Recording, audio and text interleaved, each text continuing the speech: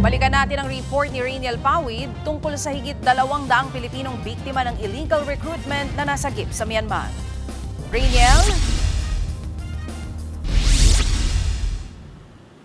Sa ngayon nga ay posibleng tinitingnang anggulo nitong gobyerno ay may kinalaman o koneksyon itong mga nagsarang illegal na pogo dito sa bansa doon nga sa pagpapaalis nitong ating mga kababayan. Karamihan kasi doon sa mga nasagip na scam hub worker doon sa Myanmar ay mga illegal pogo worker din dito sa bansa.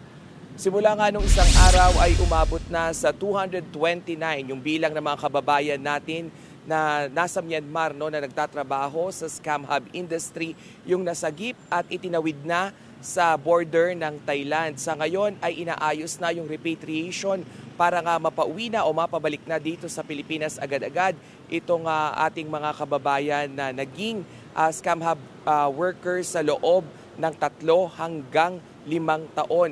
Yung ilan nga sa kanila ay hindi dumaan dito sa mga paliparan kung hindi nadiskubre na tumawid mula sa Rizal, Palawan doon sa tinatawag na exit door. O yung exit na yon ay yung papunta nga sila sa bundok at tatawid mula doon sa dagat sakay nitong bangka. At ang offer sa kanila ay makapagtrabaho sana ng customer service representative na may monthly salary na naglalaro sa 40,000 to 50,000 pesos. Sa ngayon, tinitingnan din nitong DMW yung posibilidad na nagre-recruit din itong ating mga kababayan na naging biktima ng mga kapwa nila, kaibigan, kasamahan sa trabaho at higit sa lahat yung kanilang mga kaanak din dito sa Pilipinas. Sa mga nakalipas na impormasyon na nakuha ng DMW, yung ilan sa kanila ay nakaranas na ng pang-aabuso, panggagahasa at pagtitinda ng illegal na droga sa loob ng mga scam farm. Puntahan naman natin yung sitwasyon ng ilan doon sa mga na-rescue nating kababayan. Sabi ng DMW,